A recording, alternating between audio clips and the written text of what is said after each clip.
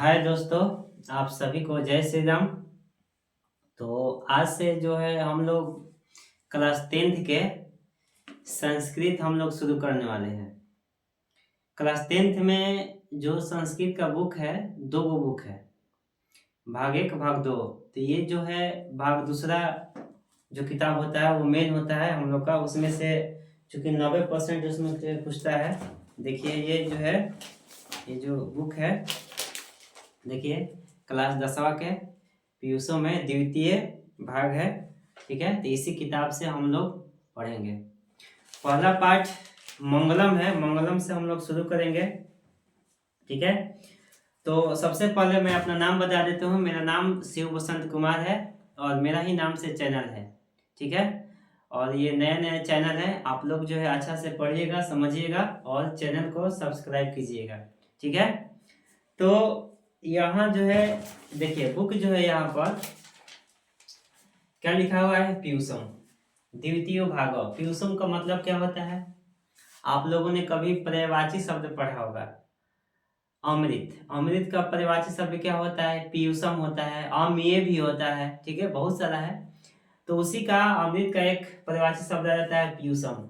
देखिए यहाँ पर फोटो जो भी लिया गया है, यहाँ पर देखिए ये समुद्र मंथन जब हो रहा था, भगवत गीता में एक कहानी आता है कि एक बार जो है समुद्र मंथन हो रहा था। उसमें देव और दानव यानी कि देवता लोग और दानव लोग यानी राक्षस लोग दोनों मिलकर के समुद्र में मंथन कर रहे थे। देखिए यहाँ पर एक और देवता और एक और दानव मिलकर के समुद्र को मथ रहे हैं। जैसे दही मथा जाता है ना, दही मथते हैं हम लोग, तो उसमें से क्या निकलता है? मक्खन निकलता है। उसी प्रकार समुद्र इस पर यहाँ मथा जा रहा है और समुद्र मथने से अमृत निकलता है, निकलेगा। उस समय की बात है। ठीक है, भगवान विष्णु ने प्रेरणा दिया था, तो ये अमृत निकला था और इसीलिए इस किताब का जो नाम दे दिया गया है पीयूषम। ठीक है, तो चलिए हम लोग जो है अपना पाठ देखेंगे कि पाठ में क्या दिया हुआ है। हम लोग का पाठ यहाँ पर है, प्रथम पाठ है जो है हम लोग का मंगलम पाठ है। प्रथम पाठ क्या है? मंगलम है। मंगलम मतलब क्या होता है? मंगलम का मतलब होता है कल्याण। मंगलम का मतलब क्या होता है? कल्याण। आप लोगों ने कभी मंत्र सुना होगा पंडित जी के मुंह से, कभी शादी ब्याह में गए होंगे तो मंगलम भवनम मंगलम हारी, ये सब मंत्र सुने होंगे। चाहे कहीं कहीं गाड़ी में बैठे होंगे, जाते होंगे तो लिखा हुआ आपकी यात्रा जो है मंगलमय हो, मतलब कल्याणकारी हो, मतलब अच्छा हो। मंगलम को मतलब ये भी हो जाएगा अच्छा हो। क्या हो? आपका जो यात्रा हो क्या हो? अच्छा हो। ठीक है, या कल्याण हो, कल्याणकारी हो। सबसे पहले हम लोग देखेंगे कि जो मंगलम जो है पाठ है, यह उपनिषद से लिया गया है। कहाँ से लिया गया है? उपनिषद से लिया गया है। उपनिषदों की जो संख्या होता है 108 है। कोई पूछेगा कि वेदों की संख्या कितना होता है, तो वेद की संख्या 4 है। शास्त्र की संख्या कितना है, तो शास्त्र जो होता है ऐसे 6 बताया गया है, 6 शास्त्र है। ठीक है, 4 वेद है, 18 पुराण है और उपनिषदों की संख्या कितना है? 108 है। तो हम लोग ये उपनिषद से ये मंगलम पाठ लिया गया है और मंगलम पाठ में 5 गो मंत्र संकलित किया गया है। ठीक है, और 4 उपनिषद से ये 5 मंत्र जो है लिया गया है। ध्यान से सुनिएगा हम क्या कर रहे हैं। आता है एग्जाम में कि मंगलम पाठ जो है कितने उपनिषद से लिया गया है, तो 4 गो उपनिषद से लिया गया है। कौन कौन उपनिषद से लिया गया है? तो देखिए पहला जो है लिया गया है जो शब्दार्थ है, जो आप लोग का श्लोक है, पहला श्लोक है ईशावास्य उपनिषद से लिया गया है। देखिए यहाँ पर ईशावास्य उपनिषद, कंठोपनिषद, दूसरा जो है और तीसरा जो है, तीसरा मुंडकोपनिषद और तीसरा चौथा दोनों एक ही उपनिषद से लिया गया, मुंडकोपनिषद। और जो 5वां जो श्लोक है श्वेताश्वत उपनिषद से लिया गया है। मतलब 4 गो श्लोक से 5 मंत्र जो है लिया गया है। 5 गो मंत्र है इसमें। ठीक है, तो यहाँ पे देखिए लिखे हैं कि उपनिषद की संख्या 108 है। रचनाकार मतलब कि उपनिषद के रचयिता कौन है, तो वेद व्यास जी हैं। ठीक है, और कहाँ से लिया गया है ये, तो देखिए यहाँ लिखे उपनिषद। मंत्र कितना है? 5। और कितने मंत्र से लिया गया है? 5 मंत्र, तो 4 जो है उपनिषद से लिया गया है। 4 उपनिषद से ये 5 मंत्र जो है लिया गया है। ये चारों उपनिषद का नाम आपको आएगा, जैसे यहाँ पर देखिए लिखा है ईशावास्य उपनिषद। अगर इसको तोड़ कर बोलना चाहते हैं तो ईशावास्य ईशावास्य प्लस उपनिषद बोल सकते हैं, ईशावास्य उपनिषद। ठीक है। दूसरा जो है लिया गया है कठोपनिषद से लिया गया है, और भी मुंडकोपनिषद है, श्वेता स्वतंत्र उपनिषद है, मतलब 4 उपनिषद से ये 5 मंत्र जो है लिया गया है। ठीक है। यहाँ जो है उपनिषद, उपनिषद का अर्थ क्या होता है? उपनिषद में देखिए 2 शब्द है, उप प्लस निषद। ठीक है। उप का अर्थ क्या होता है? उप का अर्थ होता है नजदीक या पास या निकट। ठीक है। और निषद का अर्थ क्या होता है? उपदेश। निषद का अर्थ क्या होता है? उपदेश। तो उपनिषद 2 शब्दों से मिलकर बना हुआ है, उप पर उप प्लस निषद।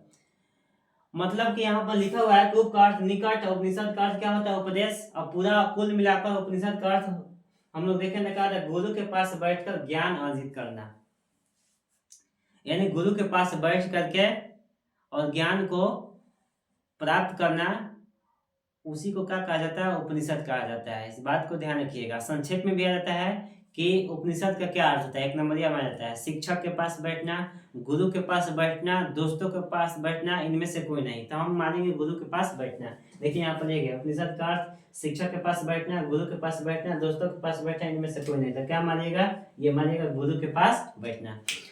आप लोग यहाँ पर सोच रहे होंगे कि यहाँ पर लिखे हैं कि शिक्षक के पास बैठना, शिक्षक भी तो गुरु होता है।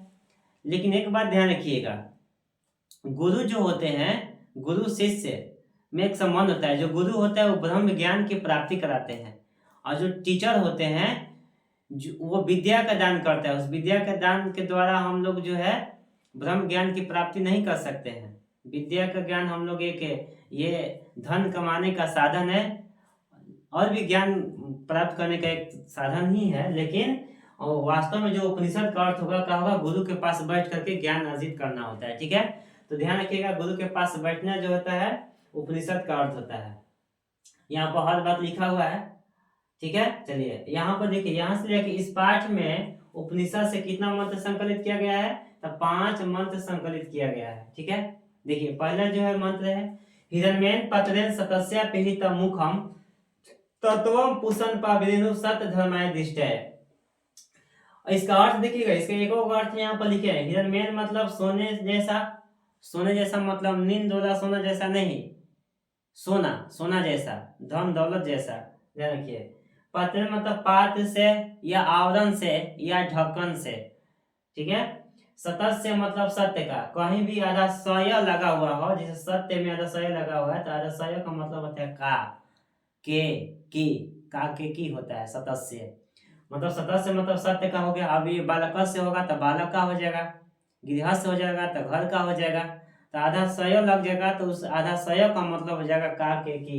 तो सतस्य मतलब सत्य का, अपिहितम मतलब ढका हुआ। देखिए एके में है सतस्य अपिहितम, दोनों एके में है, लेकिन यहाँ पर अलग अलग लिखिए सतस्य अपिहितम है सत्य का, अपिहितम मतलब ढका हुआ। तत्वम, देखिए तत्वम में 2 शब्द है, तत् प्लस त्वम। तत् मतलब उसे और त्वम मतलब तुम होता है, तो उसे तुम। पूषण मतलब होता है विद्वान, अपवित्र मतलब होता है त्याग करे दे या हटा दे। सत्य धर्माय मतलब सत्य धर्मवान के लिए या सत्य धर्म के लिए। दिष्टय मतलब प्राप्ति के लिए। अब ये जो है आपको जो यहाँ पर पूरा जो है यहाँ पर श्लोक लिखा हुआ है, एक शब्द का अर्थ है।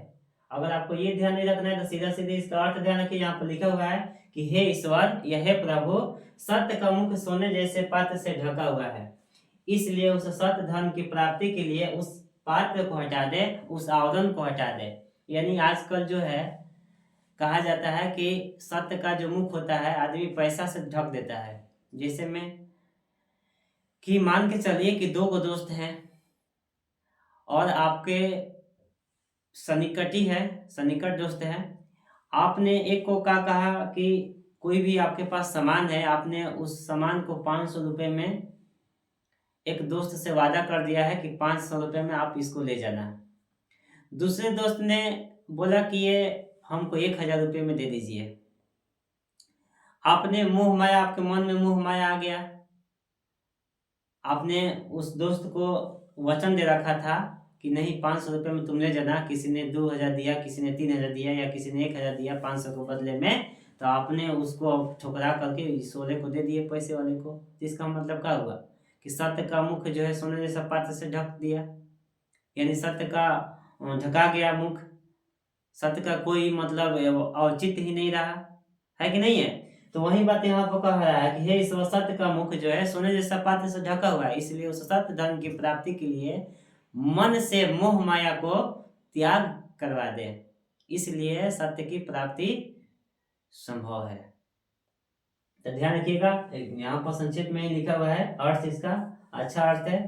अब और भी इसका अर्थ बढ़ाना हो तो बढ़ा सकते हैं कि हे प्रभु, हे ईश्वर, सत्य का मुख जो है सोने जैसा पात्र से ढका हुआ है, तो उस सत्य धर्म की प्राप्ति के लिए मन से मोह माया को त्याग कर दे, तभी सत्य की प्राप्ति संभव है। लेकिन यहाँ पर आपको इतना ही ध्यान रखना है कि हे ईश्वर, सत्य का मुख सोने जैसा पात्र से ढका हुआ है, इसलिए उस सत्य धर्म की प्राप्ति के लिए उस पात्र को हटा दे जो सत्य का मुख ढक रखा है। तो ये पहला का अर्थ है। और ये किस उपनिषद से लिया गया है, तो देखिए ईशावास्य उपनिषद से लिया गया है।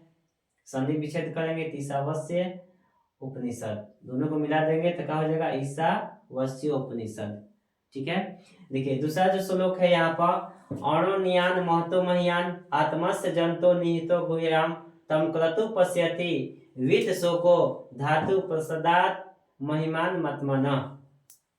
एक को आप लोगों को पढ़ लेना है अच्छा से, हम लोग को अर्थ में देखिए, ये इसका अर्थ यहाँ पर लिखा हुआ है कि जीव के हृदय रूपी गुफा में अणु से भी सूक्ष्म तथा महान से महान यह आत्मा विद्यमान रहती है।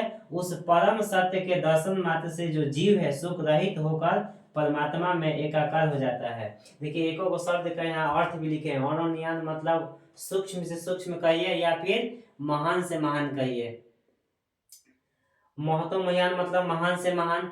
ठीक है, आत्मा से मतलब आत्मा का, हमने बोला है कि सय जहां लग गया तो उसका मतलब का की हो जाता है। देखिए आत्मा से लेगा आत्मा का, यहाँ सत्य का, इसी तरह का बालक से लगा तो बालक का हो जाएगा। ठीक है, जंतु नहीं होता मतलब जीव के हृदय में विद्यमान, गुहा मतलब गुफा में, गुफा मतलब हृदय में, हृदय रूपी गुफा में बात कहा जाए। तम क्रतु पश्यति मतलब उसके दर्शन मात्र से, वित शोको मतलब शोक रहित। देखिए जो यहाँ पर लिखा हुआ है धातु प्रसादात महिमान मतमनो मतलब यहाँ देखिए लिखा हुआ है इसका अर्थ परमात्मा में एकाकार होना। ठीक है, और ये श्लोक कहाँ से लिया गया है, कठोपनिषद से लिया गया है। तो इस सबका अर्थ यहाँ पर लिखा हुआ है, अगर सबका अर्थ याद रखना तो याद रखे, नहीं तो ये इसका जो है यहाँ पर दिया हुआ है कि अनन्यान महतो महियान मतलब सूक्ष्म से सूक्ष्म और अणु से भी सूक्ष्म जो है आत्मा जो है मनुष्य के हृदय रूपी गुफा में स्थित है।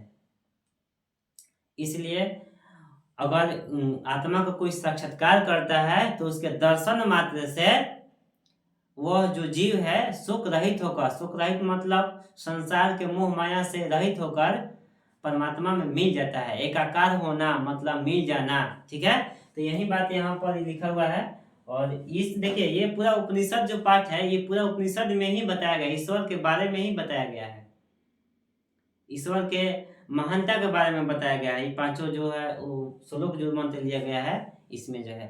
तो आज जो है हम लोग जो है ये दो श्लोक का अर्थ हम लोगों ने देखा, और देखा ये सब जो है हम लोगों ने देखा क्या कि उपनिषद का क्या अर्थ होता है, तो गुरु के पास बैठकर ज्ञान अर्जित करना, या संक्षेप में याद रखना है तो गुरु के पास बैठना हो जाता है। ठीक है, उपनिषद जो है कितना होता है, 108 होता है। वेद कितना होता है, 4 है। शास्त्र कितना होता है, 6 है। पुराण कितना होता है, 18 है।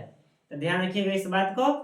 और ये जो मंत्र है, कितने मंत्र है इस पाठ में, तो 5 मंत्र है। ये पांचों मंत्र कितने उपनिषद से लिया गया है, तो 4 उपनिषद से लिया गया है। ध्यान रखिएगा, यहाँ पे सब आएगा। अभी देखिए 2 श्लोक है, ईशावास्य और कठोपनिषद है। तीसरा मुंडकोपनिषद से लिया गया है। चौथा जो है आपका आगा श्वेता स्वतर उपनिषद से लिया गया है। तो कल हम लोग जो है 3 श्लोक बच जाता है इसमें, कल हम लोग करेंगे। ये वीडियो नंबर 1 है। ठीक है, तो अच्छा से आप लोग समझ लीजिए। ठीक है, इसको नोट कर लीजिएगा। चलिए, तो आज के लिए इतना ही। जय श्री राम आप सभी को।